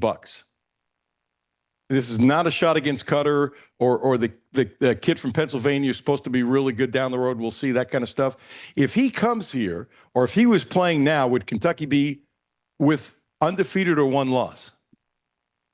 No. Here's the reason why. I want people to understand why Pavia is so good at Vandy.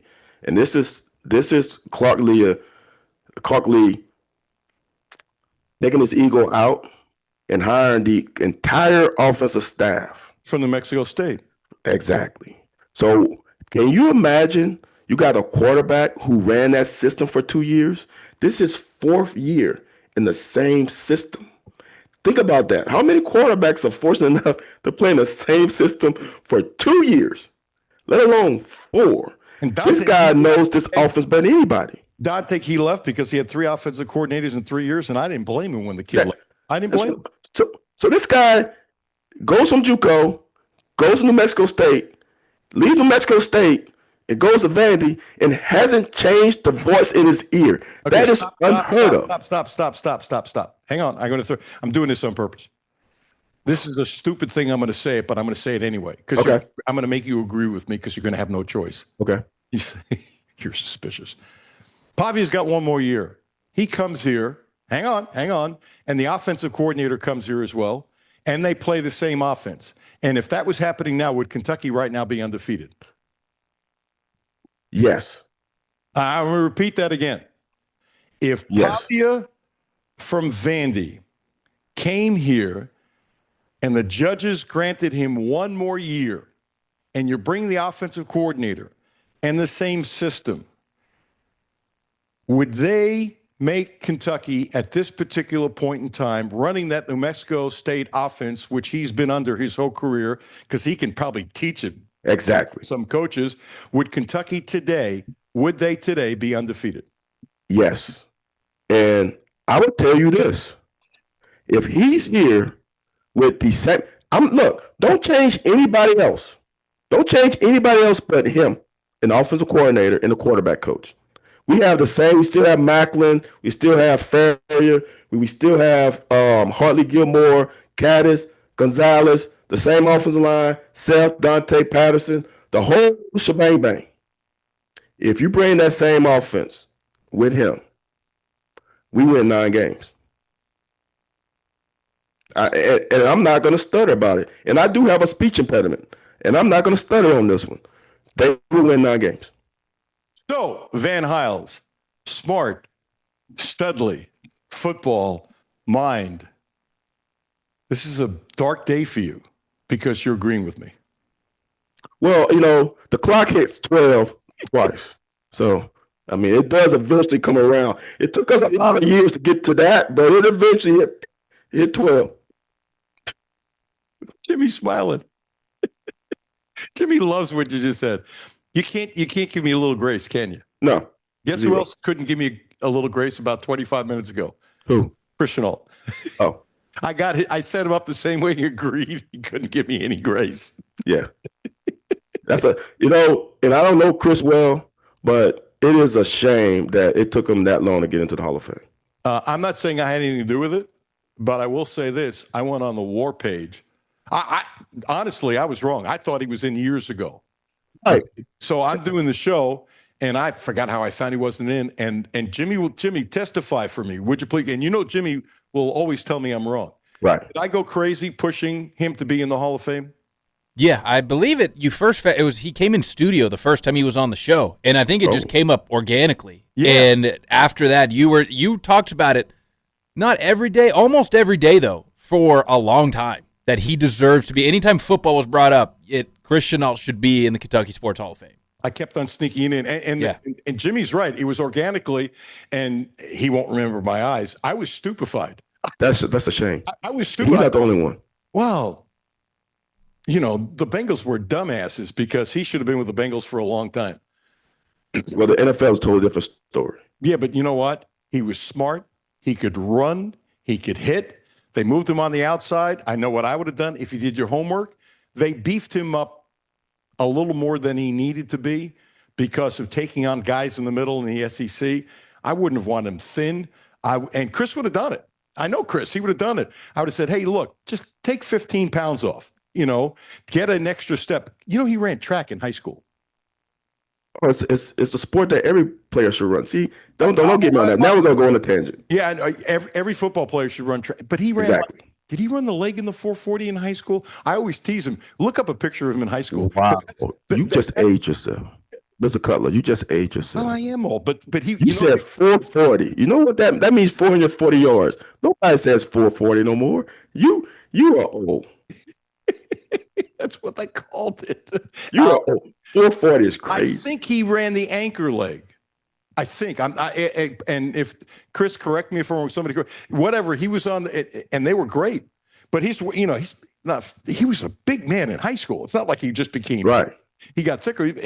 We're in those high shorts, and I forgot where I got a picture, and I busted him really good. I think he said something like, "Yeah, I look sexy in that, didn't I?" That's funny. And that style will come back again. Because styles come back. No. You don't think it'll come back? Mm-mm. Those shorts not coming back because for sprinters. Sprinters gonna always wear tights now. Okay, I can agree with that. Yeah, most styles much drag, even though only gonna hurt a 100th of a second, but it matters. 100th of a second is a big deal, and exactly. That's why they don't wear those shorts. Yeah, thinking that you're not going to get the 100th of a second, that can cost you even more than 100th of a second. Yeah? Exactly. Okay, you really didn't answer the question though. Oh no, that's fine. Which one? With what Chip Rubb said, that basically if they have a poor performance at Georgia, that it's time to cut and put Brad White in for the rest of the year, and if that doesn't work. And I got to tell you, I talked to Chip. Well, text him afterwards, and he's really upset. I mean, he's wearing his heart on his, and he really believes it. He's that frustrated. And he should be. And I don't think he's the Lone Ranger. I have nothing to back this up. It's a field thing. I think he's in the majority, not the minority. It makes no sense. So then, right, what we're doing is we're followers. Mr. Cutler, it makes no sense that these teams are firing coaches in September. It makes no sense to me. Why? It I don't get it. Especially with the portal, guys can leave. Like, let these guys ride out the season and see what happens. Even if so, I know there's one narrative that if you wait, kind of like Les Miles did at LSU a few years ago, if you wait and they start winning games at the end of the year, now you can't fire them. That's not true. If you want to let a guy go, you let a guy go anytime you want. Coach Curry left and he won games at Alabama. So there's that narrative that you have to lose games to be fired. If you're in the and you're in the administration don't get along, you can fire a guy anyway. So I don't get why you would cut guys loose in September, because the crazy thing about it, you can't hire a guy in September, and now all these young guys are putting themselves. They're thinking about where can I go next, and they have let me throw games to do it. Sorry for stepping on. I really. No, you're good. But I'm going to tell you why you're wrong. Because I'm being serious now. Football has changed from when you played, and so I'm not saying it's right. But when you fire Pittman today, okay, coaches get hired oftentimes way before it's announced. And so there's a fear factor that, let's say, I'm purposely staying away from Kentucky. Let's say you want to fire Pittman, whether he wins a couple games down the stretch or not. But by firing him now, you can not be fearful, and I'm using that word on purpose, that it'll be leak out that Arkansas is looking for a head coach because some agent will leak something or something. Because in this world, stuff gets leaked. Can you imagine being Pittman and you're coaching a game 2 weeks from now, and there's a headline, so-and-so is probably going to be the next Arkansas coach? And because of that, that's why this is happening earlier and earlier, because there's a fear factor that, if you get on this early, you might get the right guy, and there's only 4 or 5 right guys, and if you don't get on early, you're not going to have a chance to get the right guy. That's why it's happening now more than ever. Now, from a football point of view, I respect where you're coming from. And on top of that, Petrino comes in, he fired the defensive coordinator, he fired the co-defensive coordinator, and he fired another defensive coach. Well, defensive line coach, I think. Huh? Defensive line coach, I think. I think you're right, but I knew it was 3 coaches. But and I don't know who these guys are. You probably do. I don't want to know every single staff. But anyway, the fact that you do the DC, the assistant DC, and another coach, and I think you're right about the defensive line coach. How the hell are you going to coach these kids? And so Petrino wants the job, and I got to tell you, if they win 5 in a row, he'll probably get the job. He has the job. There's no way they don't give him the job. Wait a second. Hang on, Van Hiles. Hang on, smart guy Van Hiles. If John Gruden wants the job, you don't think they'll be interested? John Gruden will not be a good college coach. I'm sick of this narrative about John Gruden. John Gruden will not be a good college coach. Here's the thing, is you don't make that move with Arkansas if Petrino's not there, because that offense is doing well. Like, honestly, look, I wanted that guy here with all the stains he would have brought to our program with the things he did at Arkansas. I still wanted him here because one thing that guy does, same thing like Brian Kelly, same thing with some of these Art Briles, like some of these coaches, like Mr. Rupp said about offensive genius. They are not. People take for granted the ability to call plays on Saturdays. There's only a handful of geniuses on offense. Say that again. That's a great comment, because there's a million offensive coordinators. Maybe there's 10 in my mind. Maybe 10. For example, I think Josh Heupel is a hell of a play caller. He's he set that up to win that game before the offensive lineman. He set it up so there's going to be no time left on the clock, and his kid left guard blew the game for him, and then the kid missed the kick and that kind of thing. I watch him and marvel how he's not afraid, how he's calm. He'll call a running play. He'll call a sweep. He'll say, I'll get 6 yards this day, and I'm not going to be upset. I love him as a play caller, and there aren't very many. No, I think that I don't know how much time we got. I'm going to get into the weeds right now. People don't understand this, how the hash marks matter. That guy, Lane Kiffin, think about, you got to make a call after you make the first call you make. While the play is going on, you got to think about the second call. Now you got to think about how many yards you got, what hash mark it is, because you go tempo. That means the guys who are on the left side of the field got to stay to the left side. So you got to make a call predicated on where they are, where the ball is, what's the down and distance. That is so underrated. There are only a handful of geniuses that are making play calls. I say that Petrino is one of them. I don't care what you say about him. I don't care. He drives. I was going to say a bad joke. All the stuff he's done that has been negative, that's hurt his character and his perception. The guy can flat out coach offense. You can never say anything about Gus Malzahn. You can't say anything about his offense. When he gets the right tools, they are rolling. And it's no way that they don't keep him as the head coach. They kind of put themselves, I'm going to be petty with this or think I know everything. They hired him for this reason. He is the next head coach of Arkansas. I'll put all my money on it. Okay, and you're probably right, but let me ask you a question. Suppose they want to bring in Gruden. Hang on. Mm-hmm. And Gruden agrees to let Petrino coach the offense. Hang on. And you then make Petrino the highest paid offensive coordinator in college football history at $3 million a year. And Gruden understands, and he would never agree to this, by the way. He would never agree to it. But you know what? People agree to all kinds of things when they want a job and they want to get back in, because there's a lot of schools won't hire him for some of the stuff that he did. So he doesn't have much juice. He thinks he's got more juice than he has. Let me tell you what. If Mark Stoops runs off into the sunset, Mitch will never hire John Gruden here. Mitch will never hire Petrino here. And by the way, Mitch is not the only one. I'm not taking a shot against Mitch, by the way. There are different coaches and different ADs with different styles. So if Petrino doesn't think he can become a head coach, and he's told, and they put it in writing, that he is the head coach of the offense, which some coordinators are, as you know, and you make him the highest paid coordinator, he might stay.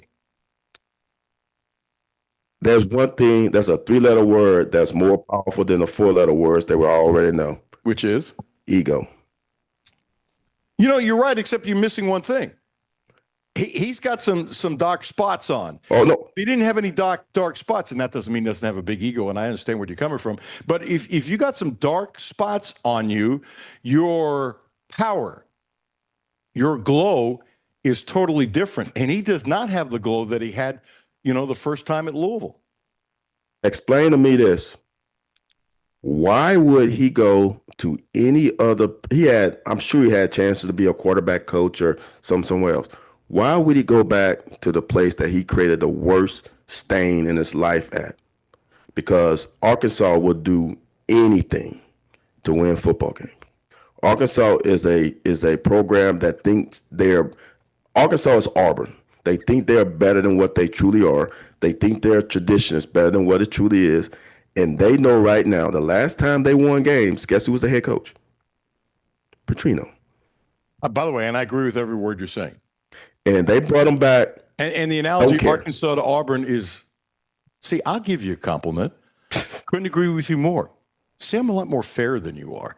You are. That is fair. You are much nicer to me than I am to you. That's fair. What did I do to deserve this? All those years when I was at Kentucky and you were too honest about the state of affairs at Kentucky under the great Bill Curry, I'm paying you back. I am riding Coach Curry coattails right now, and I'm just giving you those little slits, those razor cuts, just a little bit.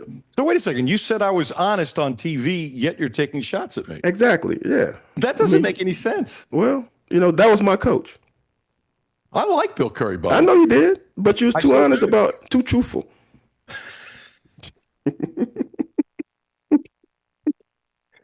I can't win with you. No, you can't. I just can't win. Okay, so you're not agreeing that football has changed, that when you, like UCLA, is not such a great job. They think it is. It's Los Angeles. Right. It's not a great job. I'm purposely doing that. They got to get a coach. For example, there's a young guy who was a quarterback at Louisville, not a great quarterback, named Will Stein. Okay. a lot of people think is a hell of an offensive coordinator. And, Mm-hmm. and at Oregon, and if he's smart, he won't leave Oregon until it's a place where he can win. Exactly. Because he's making a lot of money, and Exactly. Oregon has all the resources in the world that they should be in the playoffs every single year. Exactly. Okay, and he's got so much talent, I don't see how he can't score points. Plus, he's a really smart guy. Exactly. The point is this, they're going to be, whether he leaves or not, I have no idea. I have no insight, and it doesn't really matter. But whether he leaves or not, they're already banging on his door. Trust me when I tell you this, there are agents who are getting phone calls from ADs. Hey, if we make a change, would he be interested? Or we already make a change, would be interested. And I'm telling you, let's say he wants to go to UCLA, and they want him. Past that. Do I think it's possible that there are some coaches now that already have a contract laid out without it being formal about their next job because they fired their coach and they want to jump on a certain person? The answer is YES. Exactly. Well, Therefore, and then when I told you that, no. And you said you shouldn't fire a guy in the middle of the year. Here's my disagreement with you, right? Ever since Noah loaded the ark, there have been backroom deals, right? So why do you have to? Are you telling me? Huh? Are you telling me that you can't keep a guy on the staff like you just said and contact coaches and say it's been happening? Do you remember Tupperville taking flights to Cincinnati and other situations, looking at jobs? He How was about Petrino with Auburn. exactly. So what happened when it got out? They crucified him, and they also and the administration got crucified. So I'm saying you cannot trust that something like this won't leak out. And because the administrations at these particular schools where they fired somebody are trying to CYA, I'm not going to spell that out. Yeah, I got you. For there, you know what?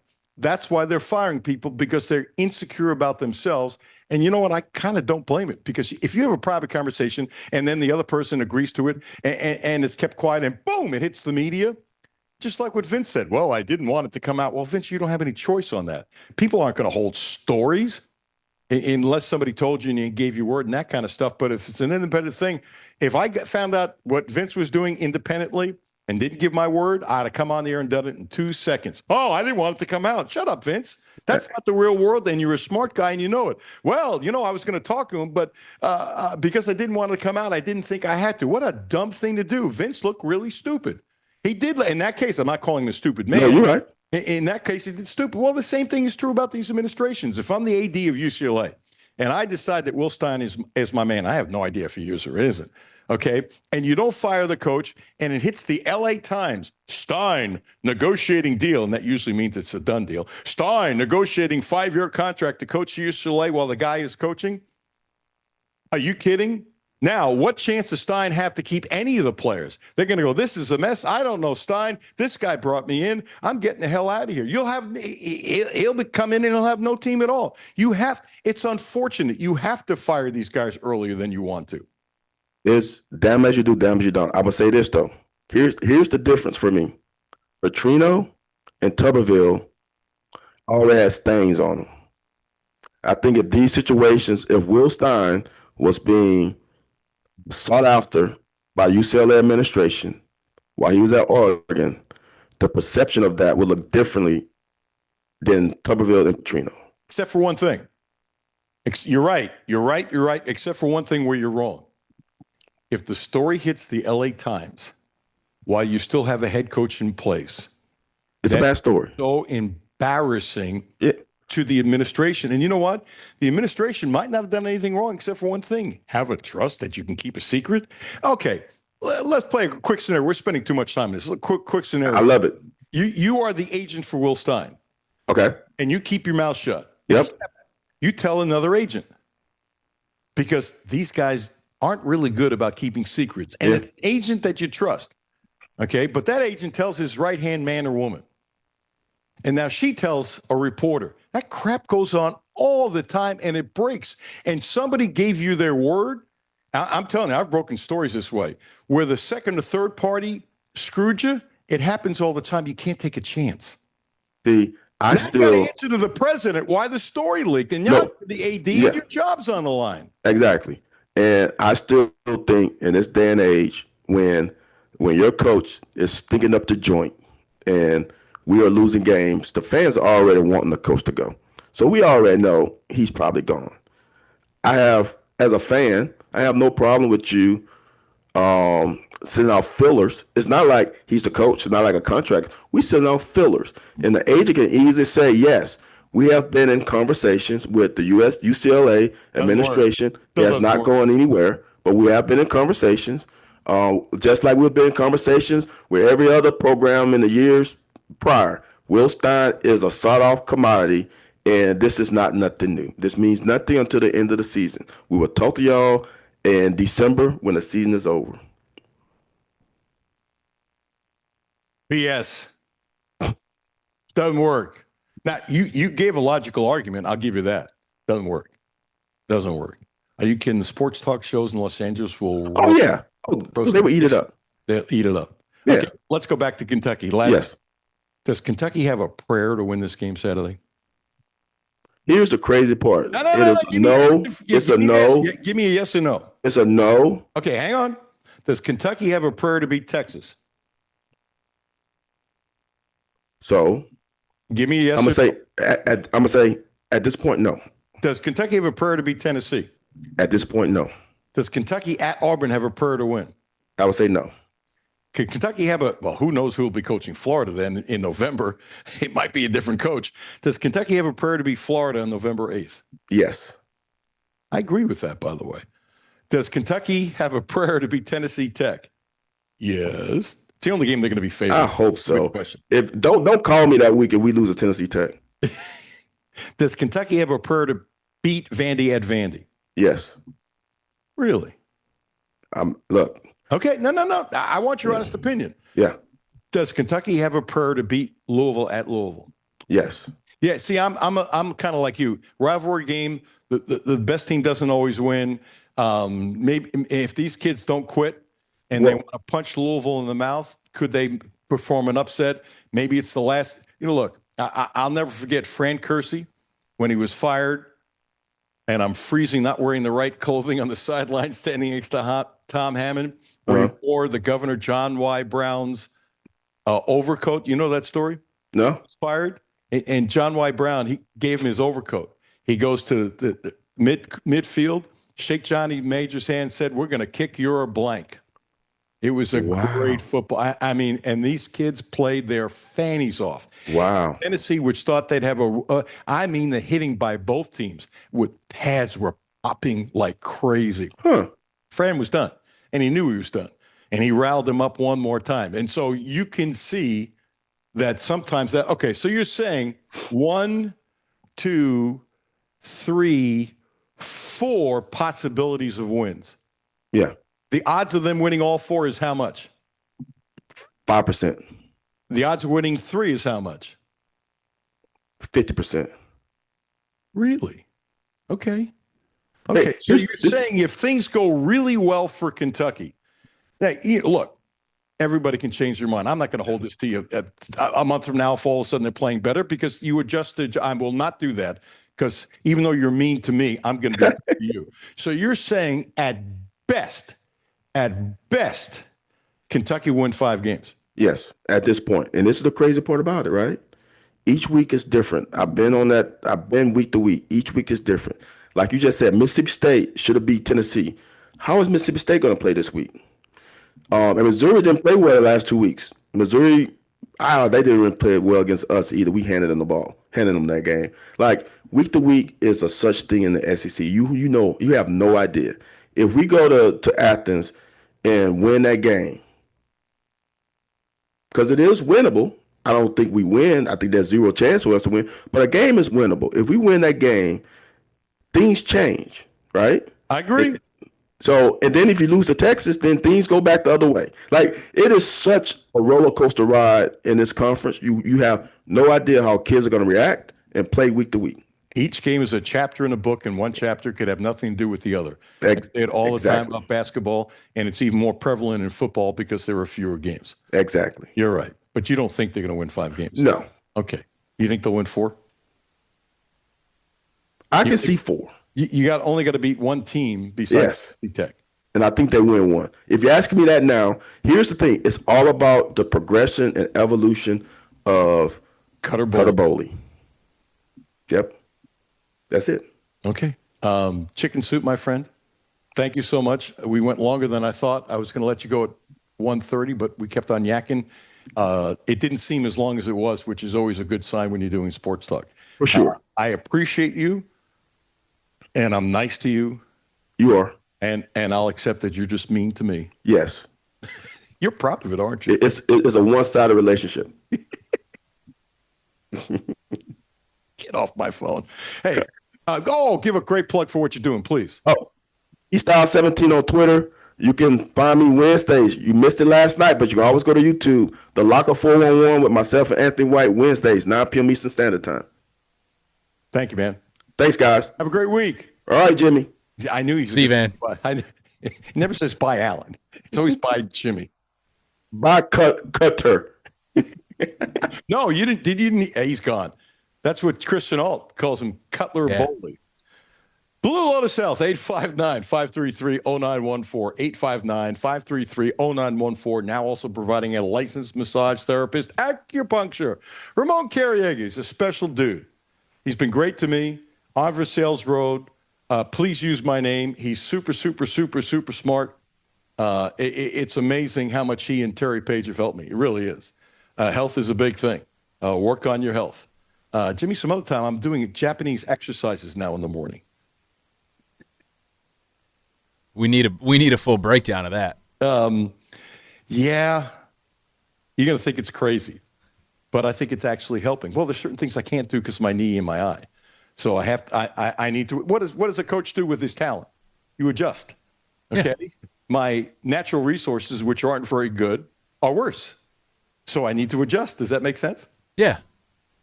Limit the playbook, if you will. Oh, it's limited. It's limited, brother.